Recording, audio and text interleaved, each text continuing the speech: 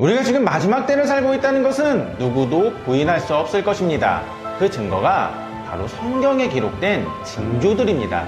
요한계시록 8장 8절에서는 불 붙는 큰 산 같은 것이 바다에 던져짐에 바다의 3분의 1이 피가 되었다라고 말씀하며, 요한계시록 16장 4절에서는 셋째가 그 대접을 강물 근원에 쏟음에 피가 되더라라고 기록합니다.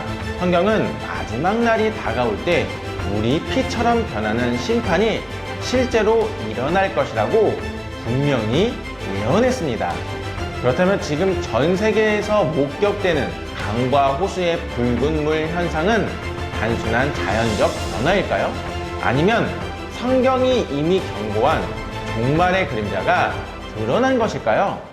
실제로 최근 이스라엘 갈릴리 호수가 붉게 변한 사건은 전 세계에 큰 충격을 안겨주었습니다. 이스라엘 사람들 다수가 구약 출애굽기의 나일강 재앙을 떠올리며 불안에 휩싸였지요. 뿐만 아니라 페루 리마에서는 식수를 공급하는 리마강이 붉게 물들어 주민들이 두려움에 떨었고, 중국 산시성의 소금호수는 강렬한 붉은 빛을 띠며 사람들을 경악하게 했습니다. 또 그리스 블로스에서는 하천과 바다가 죽은 물고기로 뒤덮여 회색빛으로 변하는 끔찍한 장면이 포착되기도 했습니다. 이러한 현상들이 한두 곳이 아니라 세계 곳곳에서 연이어 일어나고 있다는 사실 자체는 우리가 가볍게 지나쳐서는 안 될 분명한 경고로 받아들여야 된다라는 것입니다. 그렇다면 이 모든 현상을 우리는 어떻게 바라봐야 할까요? 단순한 기후변화나 환경오염으로 치부하고 넘어가야 할까요? 아니면 하나님께서 마지막 시대를 사는 우리에게 주시는 경고의 메시지로 받아들여야 할까요? 관련 내용을 미국 최고의 신학교 중 한 곳인 달라스 신학교의 총장을 지내셨던 존 월부드 박사님의 저서인 성경의 주요 예언이란 책 내용과 함께 보다 깊이 있고 구체적으로 살펴보도록 하겠습니다. 최근 이스라엘 갈릴리 호수에서 일어난 사건은 많은 사람들에게 충격을 주었습니다. 평소에는 잔잔하고 맑은 물빛을 자랑하던 호수가 어느 날 갑자기 선명한 붉은색으로 변한 것입니다. 현장을 목격한 사람들은 마치 피가 호수를 뒤덮은 것처럼 느껴졌고, 성경 출애굽기에 기록된 나일강의 재앙을 떠올리며 종말의 징조가 아니냐는 불안감에 휩싸였습니다. 이스라엘은 유대교와 기독교 신앙이 뿌리 깊이 자리한 나라이다 보니 이러한 현상은 단순한 자연 변화로 보기 어려웠습니다. 많은 주민들은 하나님께서 우리에게 경고하시는 것 아니냐라며 두려움을 드러냈고, 현지 언론 역시 이 장면을 비중 있게 다루었습니다. 물론 당국은 강한 햇빛과 기온 상승으로 인한 미세 조류의 색소 현상일 뿐이라고 해명했지만, 여전히 많은 사람들에게는 성경적 경고로 받아들여지고 있습니다. 이를 뒷받침하는 성경적 근거를 살펴보면 과거에도 하나님께서는 물을 피로 변하게 하심으로 심판의 경고를 드러내셨습니다. 출애굽기 7장 20절을 보면 모세가 하나님의 명령을 따라 나일강에 물을 치자 곧바로 물이 피로 변했고, 그 결과 물고기가 죽고 악취가 진동했습니다. 이는 애굽을 향한 하나님의 심판이자 하나님의 권능을 드러내는 사건이었죠. 그런데 성경은 마지막 때에도 동일한 심판이 다시 나타날 것임을 예언합니다. 요한계시록 8장 8절에서는 둘째 나팔 심판이 울릴 때 불 붙는 큰 산 같은 것이 바다에 던져져 바다의 3분의 1이 피가 되었다고 말씀합니다. 또한 요한계시록 16장 4절에서는 세 번째 대접 심판이 부어졌을 때 강과 물 근원이 모두 피로 변했다고 기록합니다. 즉 과거 애굽 시대에 나타났던 물이 피로 변하는 사건은 단순히 한 번의 역사적 사건이 아니라 마지막 때에 반복될 더 큰 심판의 그림자였습니다. 이렇듯 하나님은 과거에도 물을 피로 변하게 하심으로 심판을 선포하셨고, 마지막 때에도 동일하게 물이 피로 변하는 사건을 통해 인류에게 마지막 경고를 주실 것입니다.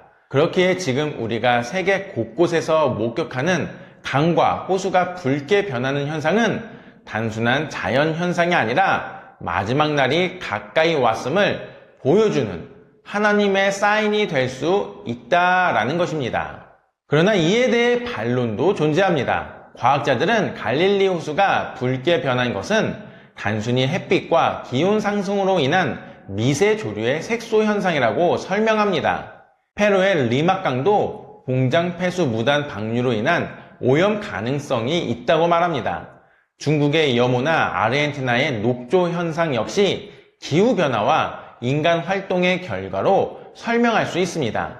즉 모든 사건을 종말과 연결하는 것은 지나친 해석이라는 주장입니다. 실제로 성경을 믿지 않는 이들은 이런 설명을 더 쉽게 받아들이며 종말론적 경고를 단순한 미신으로 치부하기도 합니다. 하지만 이러한 반론 속에서도 분명히 기억해야 할 것은 하나님께서는 역사 속에서 자연 현상과 인간 사건을 통해 자신의 뜻을 이루신다는 사실입니다. 출애굽기의 재앙도 당시 사람들에게는 자연적 현상처럼 보였을 수 있지만 성경은 그것을 분명히 하나님의 심판이라 증언합니다. 그러므로 우리는 단순히 과학적 설명에만 머물러서는 안 되고 그 이면에 영적 메시지를 분별해야 된다라는 것입니다. 그래서 이스라엘 최고의 기독교 언론사인 CBN 뉴스 보도에 따르면 이번 갈릴리 호수 사건은 단순한 과학적 현상으로만 해석할 수 없는 강력한 경고의 메시지라고 보도를 하였습니다. 왜냐하면 성경은 마지막 때가 가까워질수록 하늘과 땅에서 전조와 징조가 나타날 것이라고 말씀하기 때문입니다. 갈릴리 호수는 예수님께서 많은 사역을 행하셨던 장소이며 그곳이 붉게 변했다는 사실은 단순한 우연 이상의 상징성을 가집니다. 또한 동일한 시기에 전 세계 여러 지역에서 물이 변하고 대규모 생태적 위기가 발생하는 것은 하나님께서 전 인류에게 마지막 때를 알리시는 나팔 소리와 같다고 생각합니다. 물론 우리는 과학적 분석도 경청해야 하지만 동시에 성경적 시각으로 깨어 있어야 합니다. 왜냐하면 마지막 때에 준비되지 않는 자는 두려움과 혼란 속에 휩쓸리지만 믿음으로 준비한 자는 소망과 확신 속에서 주님의 다시 오심을 맞이할 수 있기 때문입니다. 따라서 우리는 이번 사건을 단순한 뉴스로 소비할 것이 아니라 하나님의 말씀과 연결하여 심각하게 받아들여야 합니다. 갈릴리 호수의 붉은 물은 단순한 호기심거리가 아니라 하나님의 경고일 수 있습니다. 지금도 전 세계에서 일어나는 징조들은 하나의 공통된 메시지를 말하고 있습니다. 그것은 바로 마지막 날이 가까이 왔다는 것, 그리고 회개와 믿음을 촉구하는 하나님의 부르심이라는 것입니다. 그래서 우리는 눈에 보이는 현상만 보지 말고 그 뒤에서 일하시는 하나님의 손길을 분별해야 합니다. 즉 지금은 믿음을 굳건히 하고 말씀에 순종하며 다시 오실 주님을 준비할 때입니다. 그 이유가 무엇입니까? 맞습니다. 하나님의 말씀을 절대적 진리로 붙드는 것은 단순한 신앙적 선택이 아니라 우리의 영원한 생명을 결정짓는 문제이기 때문입니다. 그래서 갈릴리 호수가 붉게 변한 사건처럼 눈앞에서 드러나는 경고의 메시지를 성경과 연결하지 못한다면 우리는 결국 사람의 눈으로만 사건을 해석하게 될 것입니다. 그렇게 되면 하나님의 시선이 아닌 인간의 시선으로 자신을 판단하며 진리를 타협하는 길로 빠져버리게 됩니다. 그러나 성경은 분명히 경고합니다. 히브리서 9장 27절은 한 번 죽는 것은 사람에게 정해진 것이요 그 후에는 심판이 있으리니 라고 말씀합니다. 즉 인류 역사는 에덴 동산에서 아담이 범죄한 순간부터 죽음이 모든 사람에게 임하는 역사로 흘러왔고 그 죽음 뒤에는 반드시 피할 수 없는 하나님의 심판이 기다리고 있습니다. 하나님께서는 지금도 우리 각자에게 창세기에 동일한 질문을 던지십니다. 너는 어디에 속해 있느냐? 이 질문은 단순히 내가 지금 어디에 서 있는가를 묻는 것이 아니라 오늘 내가 여전히 아담 안에 있는지 아니면 예수 그리스도 안에 있는지를 묻는 영원한 질문입니다. 그리고 그 대답에 따라 우리의 영원한 미래가 결정됩니다. 그래서 사도 바울도 로마서 14장 12절에서 이렇게 경고합니다. 이와 같이 우리 각 사람이 자기 일을 하나님께 짓고 하리라. 즉 마지막 날에는 각 개인의 삶과 선택이 하나님의 복음 앞에서 평가받습니다. 그날에는 내가 어느 교회에 다녔는지, 종교적 명칭이나 외적 소속이 무엇이었는지가 아니라 내가 복음을 어떻게 받아들이고 진리를 어떻게 지켰는지가 드러날 것입니다. 그리고 성경은 심판 이후의 무서운 실체에 대해서도 분명히 경고합니다. 마가복음 9장과 마태복음 13장은 꺼지지 않는 불, 죽지 않는 구더기, 그리고 슬피 울며 이를 가는 영원한 고통을 묘사합니다. 이것은 단순한 비유적 표현이 아니라 하나님을 거부한 자들에게 임할 실제적인 형벌임을 보여줍니다. 그리고 그 경고는 노골적으로 하나님을 대적했던 사람들만이 아니라 겉으로는 신앙을 고백했으나 삶의 주인이 여전히 자신이었던 자들에게도 동일하게 적용됩니다. 하지만 다가오는 심판 속에서도 우리에게는 희망이 있습니다. 예수님께서는 마태복음 25장 40절을 통해 지극히 작은 자 하나에게 한 것이 곧 내게 한 것이니라 라고 말씀하시며 심판의 날을 준비하는 방법으로 가장 소외된 이들을 돌보는 삶을 강조하셨습니다. 그래서 저희 메시지아도 이 말씀에 순종하여 사회적으로 가장 소외되고 있는 장애인 형제자매들을 섬기고 있습니다. 사실 저희는 매주 유튜브 수익금으로 장애인 재활 작업장에 간식을 후원해 왔었는데 어느 날 예배 중 찬양을 기쁘게 부르는 발달 장애인 분들을 보고 큰 감동을 받았습니다. 특히 원장님께서 발달 장애인 분들이 공연장 출입이 금지돼 음악을 접할 기회가 없다고 하신 말씀이 너무나 마음이 아프고 잊을 수 없었습니다.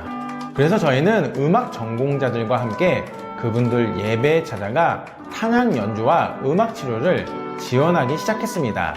그리고 더 나아가 장애인 직업재활센터의 예배 시간에 가보면 공간이 좁아 그동안은 늘 3명에서 4명 정도의 연주자만 함께하며 작은 규모로 찬양과 연주를 도와드릴 수밖에 없었습니다. 그런데 저희는 이번 9월 17일에는 마음을 모아 더 큰 은혜의 자리를 준비하기로 했습니다. 예술의 전당은 아니지만 그에 버금가는 음향시설을 갖춘 홀을 대관하여 군포시에 위치한 하나복지센터의 발달장애인 형제자매 40명과 부모님들까지 약 70명을 초청해 풀밴드로 구성된 제대로 된 음악 공연을 제공해 드릴 예정입니다. 이 귀한 자리에는 헐리우드에서 음악 감독으로 활동하셨던 전문 연주자분들을 비롯해 현재 프로 오케스트라 단원들까지 함께하며 풍성하고 감동적인 연주를 선물해 드리게 됩니다. 그리고 공연이 11시에 시작하면 끝나고 바로 점심시간이 되는데 사실 발달 장애인 분들이 단체로 식당에 가시기 어려운 점을 원장님께서 말씀해 주셔서 저희가 그 자리에서 바로 식사하실 수 있도록 출장 뷔페를 준비해 공연 직후에 따뜻한 점심 식사까지 기쁨으로 대접해 드리기로 하였습니다. 사실 저희 사역은 재정적으로 많이 부족하지만 보이지 않는 곳에서 외롭게 살아가는 발달 장애인 분들께 예수님의 사랑을 전하기 위해 마음을 다해 힘쓰고 있습니다. 혹시 이 사역에 마음이 있으신 분들이 있으신가요? 그렇다면 일시 후원이나 정기 후원으로 함께 해주시면 감사하겠습니다. 특히 정기 후원은 누군가의 삶을 바꾸는 기적이 될 수 있습니다. 왜냐하면 저희가 찬양의 연주를 진행하다 보면 발달 장애인 분들께서 눈물을 흘리시면서 성령님의 임재를 경험하실 때가 정말 많이 있기 때문입니다. 그래서 저희가 이 영상 고정 댓글에 일시 후원 및 정기 후원을 하실 수 있는 링크를 달아 놓았으니 기도하는 마음으로 동참해 주시면 감사하겠습니다. 다시 한번 강조드리면 우리는 마지막 때를 살아가고 있습니다. 그리고 마지막 때를 준비하는 가장 확실한 방법은 초림하실 때에는 십자가 죽음을 당하셨지만 다시 오실 재림주로 오실 때에는 무섭게 심판하시러 오신다고 하신 예수님께 바로 칭찬받는 삶을 살아가는 것입니다. 즉 예수님은 다시 오십니다. 그리고 다시 오실 때 이렇게 물으실 것입니다. 너희는 지극히 작은 자에게 무엇을 했느냐? 그 질문에 우리 모두 예 주님, 저는 그들을 위해 살았습니다 라고 대답할 수 있기를 간절히 소망해 봅니다. 그렇다면 우리는 오늘 살펴본 요한계시록 8장과 16장 말씀을 통해 하나님께서 우리 세대에게 주시는 메시지를 어떻게 발견할 수 있을까요? 지금부터 그 해답을 성경 중심의 강해 설교로 전 세계 교회에 깊은 영향을 끼치셨고 미국에서는 목사들의 목사로 불리우는 존 맥아더 목사님의 강해 설교 내용을 통해 더 깊이 살펴보도록 하겠습니다. 우리가 살아가는 이 세상은 아름답고 풍요로우면서도 동시에 끊임없는 위험에 노출된 곳입니다. 누구나 평화와 안전을 갈망하지만 현실은 그와 정반대로 흘러갑니다. 인류의 역사를 돌아보면 한순간도 전쟁이 멈춘 적이 없고 재난과 질병은 인류를 따라다니며 삶을 위협해왔습니다. 어떤 이는 말합니다. 과학이 발달했으니 이제 우리는 더 안전하다.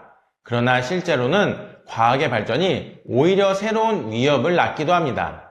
핵무기의 개발, 생화학 무기의 위협, 인공지능과 기술의 남용은 우리에게 또 다른 불안을 안겨줍니다.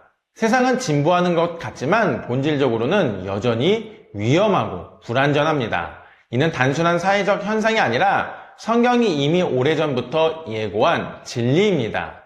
예수님께서는 마가복음 13장에서 제자들에게 분명히 말씀하셨습니다. 마지막 날이 오기 전까지 인류의 역사는 전쟁, 재난, 기근, 지진, 박해로 가득할 것이라고요. 당시 제자들은 메시아이신 예수님이 곧바로 하나님의 나라를 세우시리라 기대했습니다. 그러나 주님의 말씀은 그들의 기대와 달랐습니다. 성전이 무너지고 세상은 더욱 어두워지고 믿는 자들은 심한 박해를 당할 것이라는 예언이었습니다. 제자들에게는 충격이었지만 이는 하나님 나라의 실제적 시간표를 드러내는 진리였습니다. 실제로 역사는 예수님의 말씀대로 흘러왔습니다. 주 70년 로마 장군 티투스의 군대가 예루살렘을 포위하고 성전을 철저히 파괴했습니다. 예수님께서 예언하신 대로 돌 하나도 돌 위에 남지 않았습니다. 당시 헤롯이 수십 년 동안 공들여 세운 성전은 눈부신 금으로 덮여 있었는데 로마 군사들이 불을 지르자 금이 녹아내려 돌틈 사이에 들어갔습니다. 그들은 금을 꺼내기 위해 돌 하나하나를 뜯어냈었고 그 결과 성전은 완전히 무너졌습니다. 예수님의 예언은 역사 속에서 정확히 이루어진 것입니다. 성경의 말씀이 얼마나 신실하게 성취되는지를 보여주는 대표적인 사례입니다. 이 사건 이후에도 인류는 수많은 전쟁과 재난을 겪었습니다. 세계사 전체가 성경의 예언과 일치하는 듯 보일 정도입니다. 제2차 세계대전에서는 7천만 명 이상이 목숨을 잃었고 1차 대전에서도 수천만 명이 희생되었습니다. 14세기 유럽을 휩쓴 흑사병은 인구의 절반 가까이를 쓸어가며 문명을 송두리째 흔들었습니다. 20세기 초 스페인 독감은 4천만 명 이상을 죽음으로 몰아넣었습니다. 오늘날에도 우리는 여러 가지 팬데믹을 겪으며 질병이 얼마나 빠르게 확산되고 전 세계를 뒤흔드는지를 직접 체험했습니다. 여기에 더해 지진과 쓰나미, 기후위기, 가뭄과 홍수는 여전히 인류를 위협합니다. 지진만 해도 매년 50만 차례가 발생하고 그중 10만 차례가 체감될 정도라고 합니다. 이런 자연현상은 단순한 우연이 아닙니다. 성경은 이것을 해산의 고통이라고 부릅니다.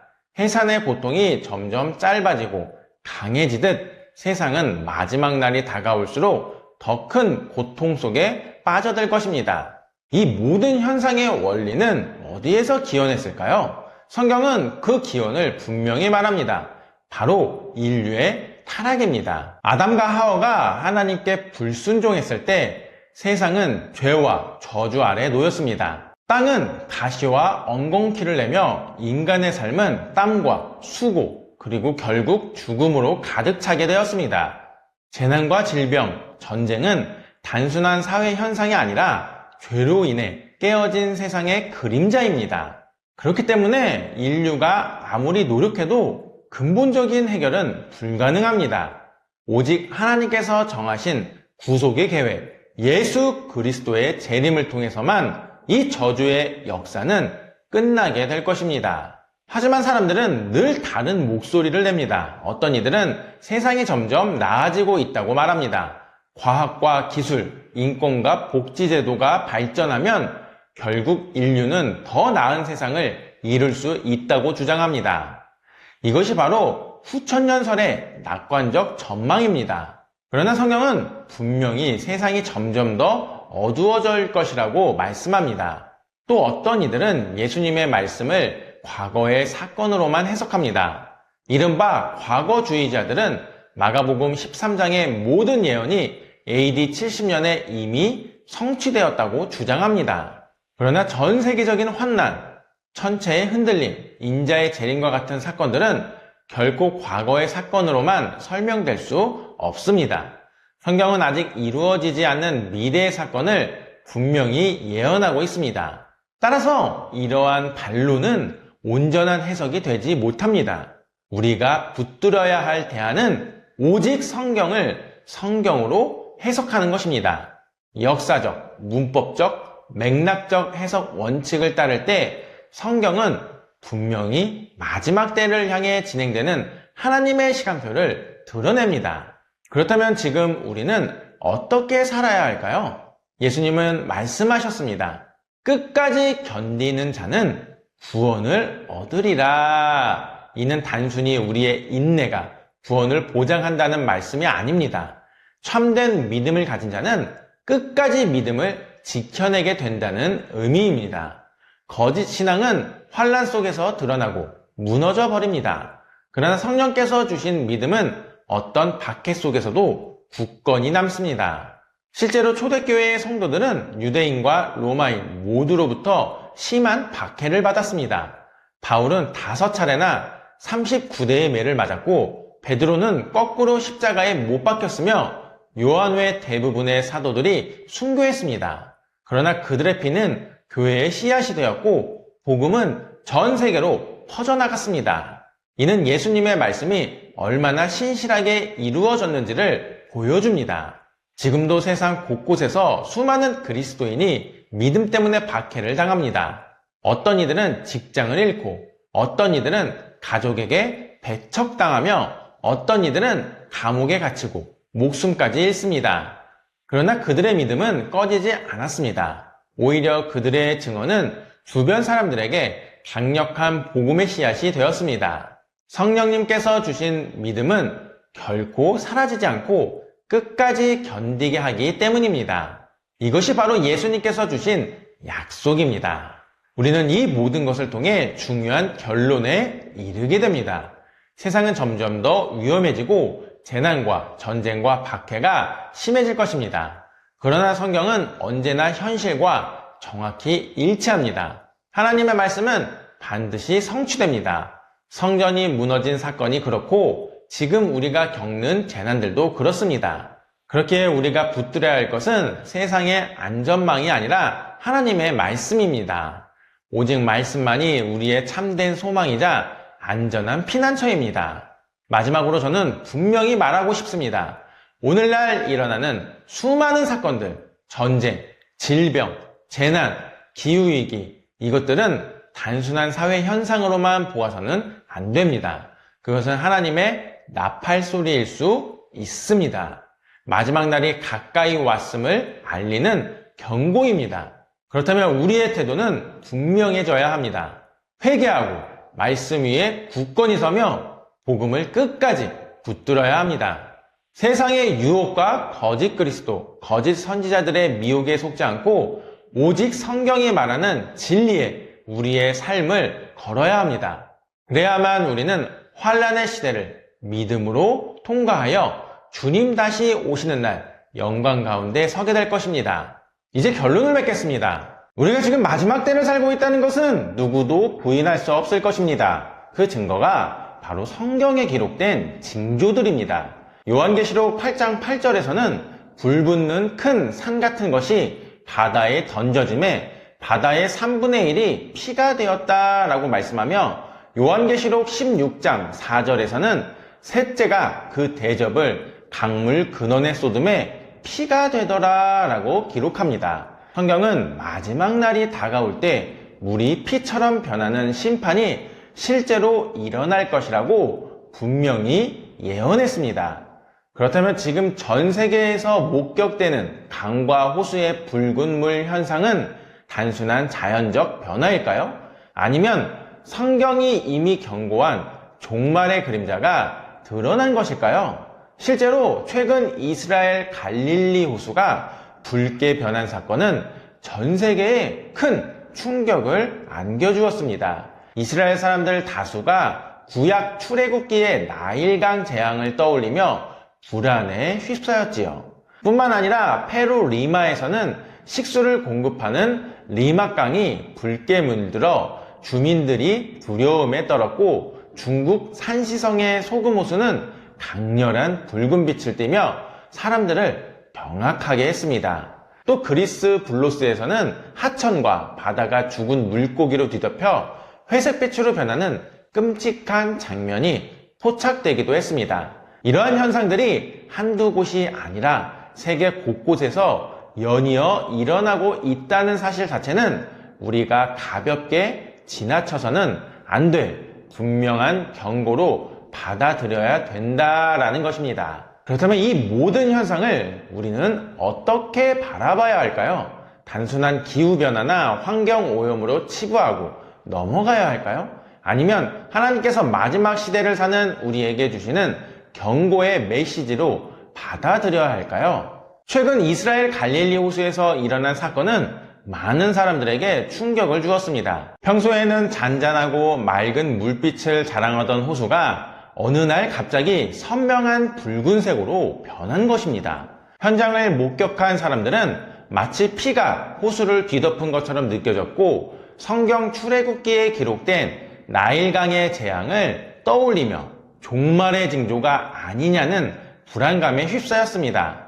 이스라엘은 유대교와 기독교 신앙이 뿌리 깊이 자리한 나라이다 보니 이러한 현상은 단순한 자연 변화로 보기 어려웠습니다. 많은 주민들은 하나님께서 우리에게 경고하시는 것 아니냐라며 두려움을 드러냈고, 현지 언론 역시 이 장면을 비중 있게 다루었습니다. 물론 당국은 강한 햇빛과 기온 상승으로 인한 미세 조류의 색소 현상일 뿐이라고 해명했지만 여전히 많은 사람들에게는 성경적 경고로 받아들여지고 있습니다. 이를 뒷받침하는 성경적 근거를 살펴보면 과거에도 하나님께서는 물을 피로 변하게 하심으로 심판의 경고를 드러내셨습니다. 출애굽기 7장 20절을 보면 모세가 하나님의 명령을 따라 나일강에 물을 치자 곧바로 물이 피로 변했고, 그 결과 물고기가 죽고 악취가 진동했습니다. 이는 애굽을 향한 하나님의 심판이자 하나님의 권능을 드러내는 사건이었죠. 그런데 성경은 마지막 때에도 동일한 심판이 다시 나타날 것임을 예언합니다.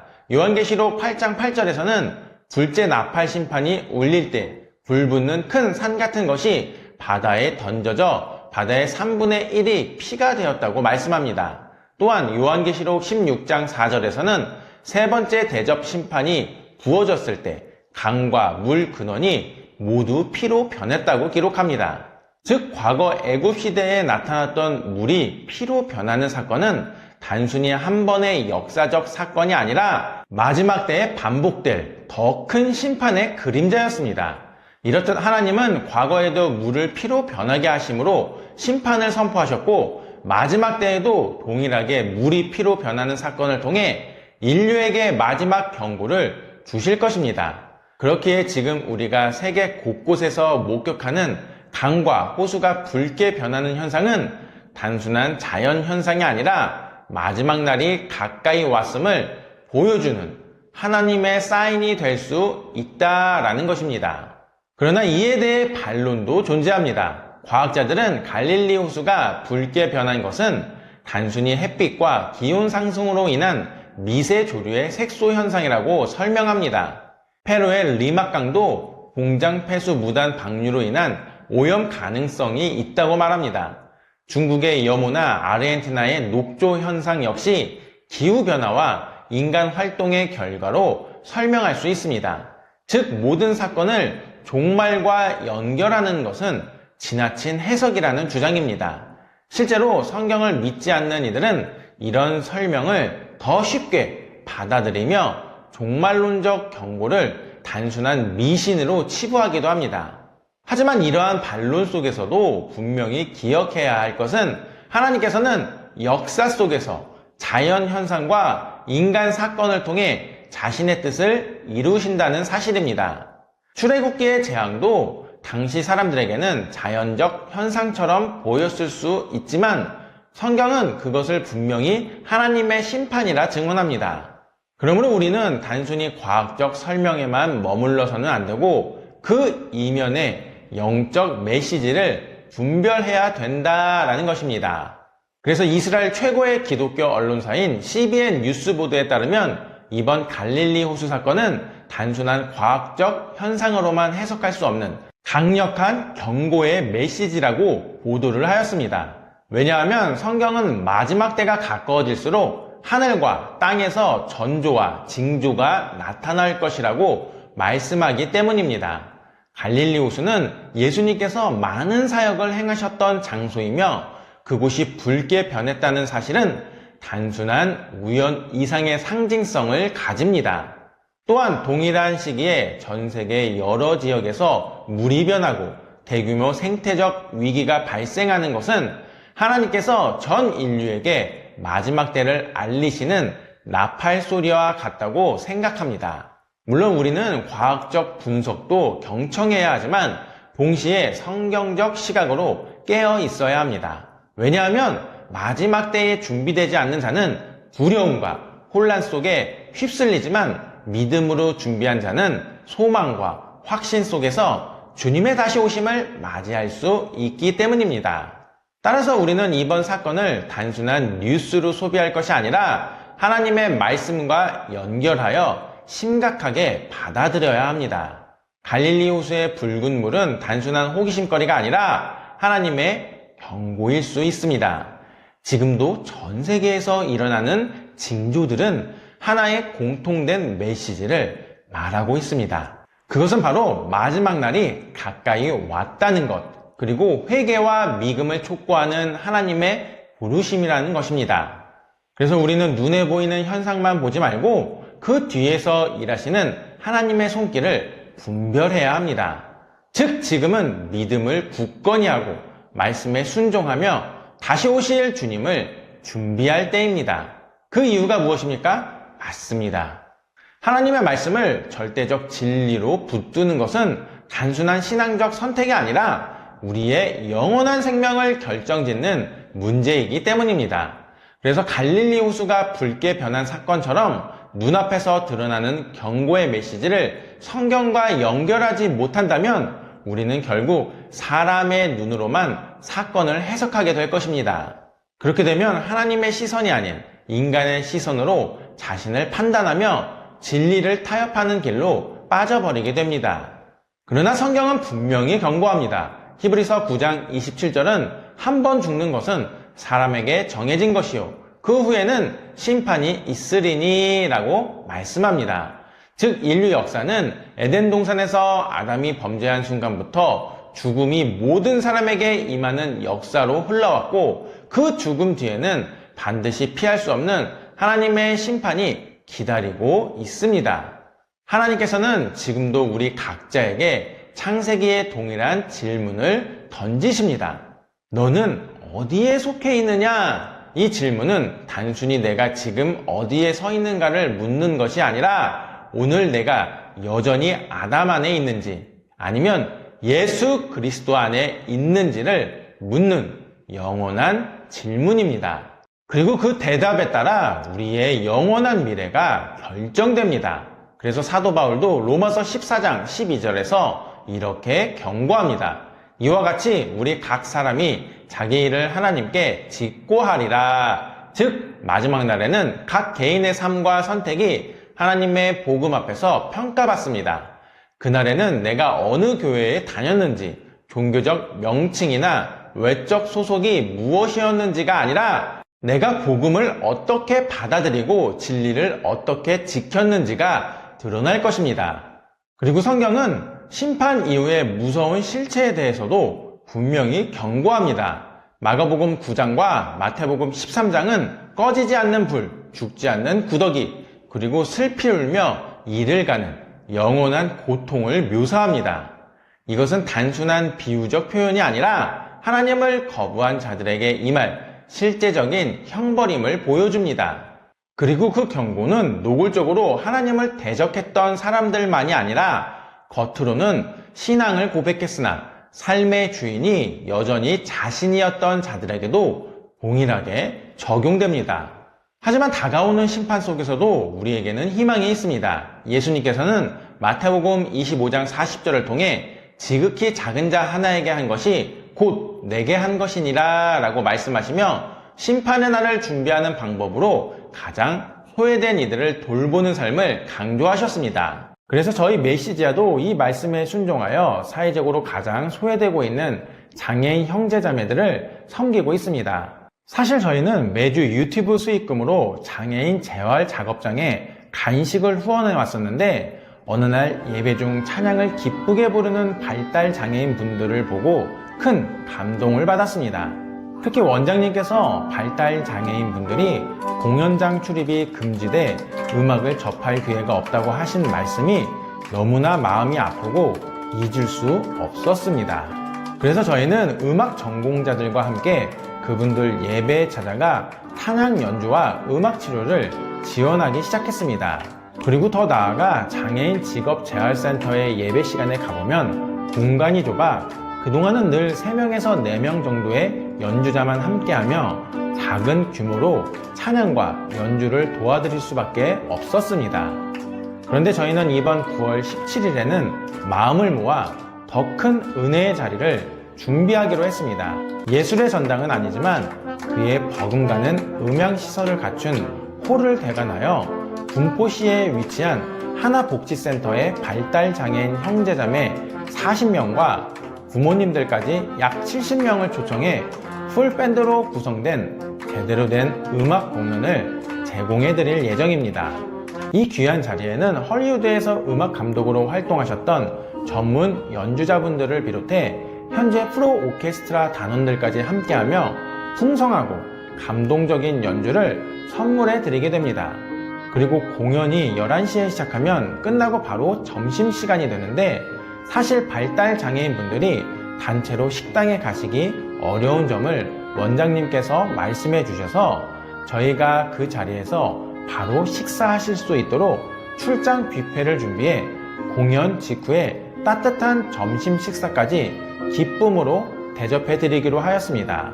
사실 저희 사역은 재정적으로 많이 부족하지만 보이지 않는 곳에서 외롭게 살아가는 발달 장애인 분들께 예수님의 사랑을 전하기 위해 마음을 다해 힘쓰고 있습니다. 혹시 이 사역에 마음이 있으신 분들이 있으신가요?